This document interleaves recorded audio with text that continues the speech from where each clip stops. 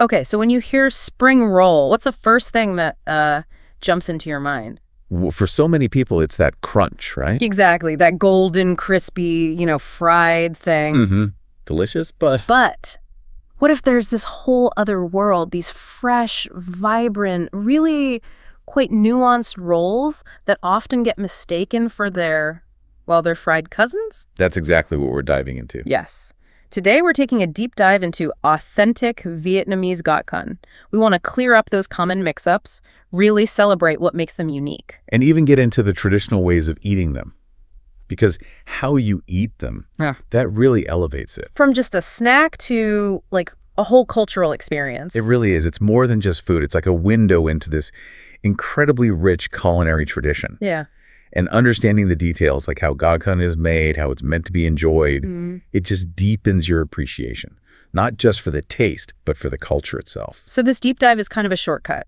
Exactly. A shortcut to moving beyond just eating a fresh spring roll to truly savoring it, understanding its story. I love that. And yeah, our topic is gạo cuốn. You might know it as summer roll or salad roll, maybe rice paper roll. It goes by a few names outside Vietnam. And we're digging into some great insights, mainly from Asiadeli, which does a fantastic job painting the picture of the real deal. Yeah, they really capture the essence. And get this, by the end of our chat, you'll totally understand why CNN, go back in 2011, ranked gạo cuốn number 30 on their world's 50 best foods list. It definitely deserves that spot. And we'll cover why you'll get the secrets using your hands. Ah, yes, the hands. The art of the dip, the very important no double dip rule. Crucial. How to get that perfect bite. And the two key authentic sauces. These aren't just, random rules. They genuinely make it better. Okay, let's jump right in and unpack this confusion because I've definitely been confused before. What most places in the West call a spring roll is usually fried, right? Almost always. That's Cho Cho in the south of Vietnam, or Nim Ran up north. But the fresh one we're talking about is always gạo cuốn in Vietnam. Correct. Gạo cuốn specifically refers to the fresh, unfried roll. Is there any overlap at all, or are they just completely different things? That's a good question. I'd say they're really in separate culinary universes, mostly. The difference isn't just the name. It changes the whole experience. How so? Think about temperature and how they're made. Gạo cuốn is all about freshness. It's served cool, room temp, maybe. Even if the shrimp or pork inside were cooked, the roll itself isn't cooked again. It's uncooked. Right, showcasing the fresh stuff. Exactly. Whereas chai jo is deep-fried, golden, served piping hot. Super crispy. They just play different roles. So totally different sensory experience then. Absolutely. Bite into gạo cuốn, the wrapper, the bánh tráng. It's soft, a little chewy, and it's translucent. You see the colors inside. Oh yeah, you can see the shrimp and herbs. It's a visual feast first, then the taste. It's dominated by fresh herbs. Light, clean, herbaceous. The texture is tender all the way through. And that cool temperature is just so refreshing. Okay, and cha jiao, what's the vibe there? Complete opposite, almost. The wrapper gets super crispy, golden brown from frying, opaque. You bite through that shatteringly crisp layer into a rich, savory filling. You lose that fresh herb hit, but you get this deep, comforting, hot satisfaction. It's total comfort food. That makes so much sense. Gouda is like light and zesty. Chad is warm and satisfying. Precisely. One's a refreshing sprint, the other's a comforting marathon. That's a great way to put it. And knowing that difference really matters for you listening. If you want light and refreshing, you ask for gai do. If you want that crispy, hot comfort food, you need cha jo. Yeah. I definitely made that mistake once. Ordered thinking I'd get fresh, got fried. Still delicious, but not what I expected. Happens all the time. Setting expectations is key. So let's talk about building the perfect gai gong. You said it's like architecture. It really is. What's fascinating is how deliberate it is. Nothing's just thrown in there randomly. Yeah. Each ingredient is chosen and placed for a reason. Texture, color, flavor layers. It's all about that perfect bite. Okay, starting with the wrapper, the bánh tráng. Yes, the foundation. These thin, translucent sheets, rice flour, tapioca flour, salt, water. But here's a cool detail, a real deep dive secret. Ooh, tell me. Look closely at authentic ones. You'll often see this faint woven pattern, like a crosshatch. Really? That's the mark of traditional sun-drying on bamboo mats. It tells you it's made the proper way. And it actually contributes to that perfect chewy texture. Once you spot it, you know it's the real deal. Wow, I'll look for that next time. Okay, wrapper down. then protein. Right, and the classic, especially Southern style, is that surf and turf. So you usually get thinly sliced poached pork belly. Tender. Exactly, adds richness. And then halved boiled shrimp. They give that touch of sweetness, that visual pop. And smartly, they often place the pink shrimp right against the wrapper. Oh, so you see it from the outside. Yep. It looks appealing and signals freshness right away. That is clever. Okay, pork, shrimp. What about the starch? All Gives right. it somebody. That's the rice vermicelli noodles, bun. They add substance, help hold everything together, give that satisfying chew. But pro tip, if you're making these, Yes. they have to be cooked just right al dente and then cooled completely. If they go in warm or overcooked, mushy roll city, disaster. Ah, good tip. Avoid mushy roll city. Got it. Definitely. And then Right. my favorite part, the herbs. The herb symphony, as I'm calling it now. That's the perfect name for it. This is the soul, absolutely. You cannot skimp on herbs, variety, and quantity. It's what makes a goikun truly sing. So what are the essentials? Okay, you'll always find crisp lettuce as a base. Then mint rao hung losi for that bright coolness, and flat garlic chives. Now these are interesting. How so? The long stalks are often left whole, sticking out the end of the roll. Oh yeah, I've seen that. It's a sign of authenticity.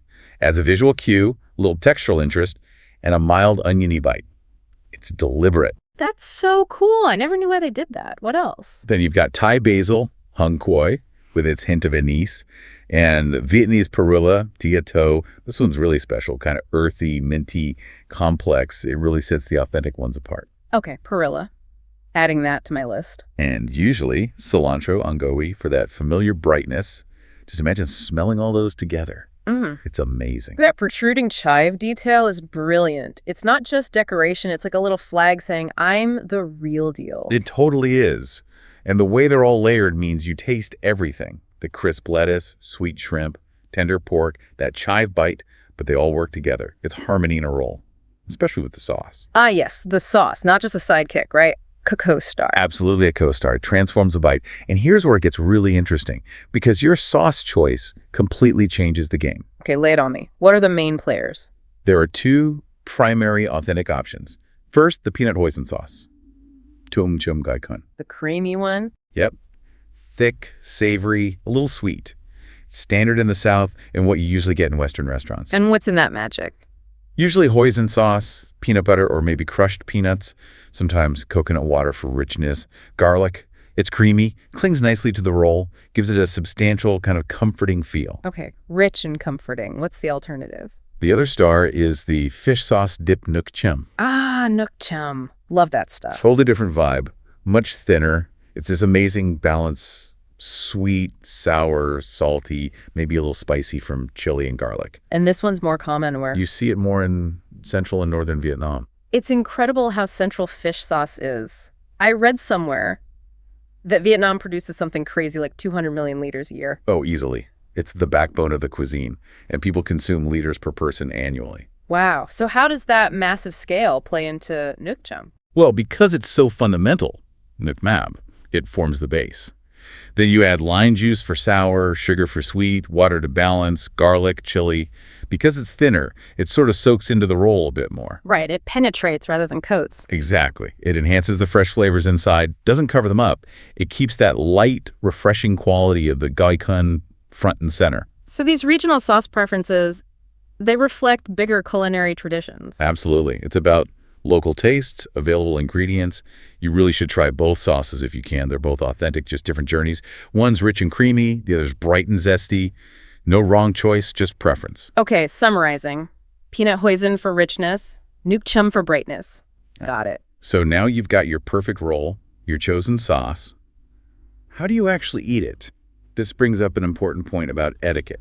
Right, because it's not really meant for forks and knives, is it? Definitely not. Eating gaikun properly is part of the experience. It enhances the flavor and shows cultural appreciation. Western habits don't really apply here. Okay, rule number 1. Finger food. Use your hands, pick it up, it feels right. Feels more connected to the food, too. Totally. And then the dip. This is key. Only dip one end of the roll. Just the tip. How deep? About an inch, maybe 2 inches max. Any more. And that delicate rice paper gets soggy, falls apart. It's messy. Been there, done that, the dreaded disintegrating roll. Exactly. This keeps it intact and gives you the perfect sauce to roll ratio. Okay, dip one end. What else? The crucial no double dip rule, especially if you're sharing a sauce bowl, which is super common. Ah, the cardinal sin of communal dipping. Precisely. Dip once, take a bite, need more sauce for the next bite. Dip the other end. The clean end. Perfect. Dip the clean, unbitten end, or use a little spoon to put some sauce on your own plate, or even drizzle it right onto the roll. And this is about more than just manners. Oh, absolutely. It's about respect for others at the table. It reflects Vietnamese values around hygiene and sharing food communally. It's like this unspoken agreement, ensures everyone enjoys the meal comfortably. It's really about community. That's really thoughtful. Respect and community through dipping. I like that. Okay, so no double dipping. What about actually biting it? Good question. This isn't something you nibble on delicately. No tiny bites. No. Aim for 2, maybe 3 substantial bites per roll, Why is that? because you want to get a full cross-section of everything in each mouthful. The pork, the shrimp, the noodles, all those lovely herbs. Remember the symphony. Right, you want to hear all the instruments at once. Exactly. That's how you get the intended complex flavor and texture. One big bite might be too much. Tiny nibbles miss the point. 2 or 3 good bites capture the whole experience. Makes total sense. You need that blend. So pulling it all together, what's the goal here? The goal is hitting that perfect balance. Tasting the harmony of fresh fillings and herbs, enhanced but not overwhelmed by the sauce, all while navigating the dipping and biting with respect for the food and the culture. It really elevates the act of eating it. It transforms it from just eating into a moment of connection, a little ritual of appreciation. Wow. What a fantastic deep dive.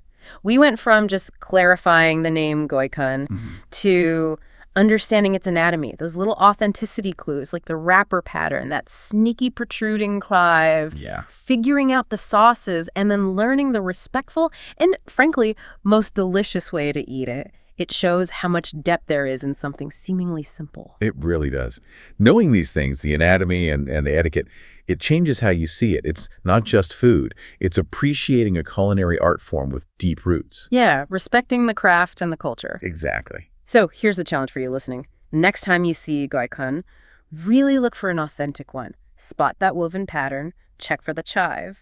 Put the knowledge to use. Definitely. And try both sauces if you can, the peanut hoisin and the nook chum. See which journey you prefer. Or get adventurous. Try making them. Pay attention to layering those ingredients. That would be fun. You know, it really makes you think the way we eat isn't just about fuel, is it? It's this direct line to culture, to history, to respect. So true. Makes you wonder, what other everyday dishes might have these hidden depths, these stories just waiting for us to uncover if we just pay a little closer attention?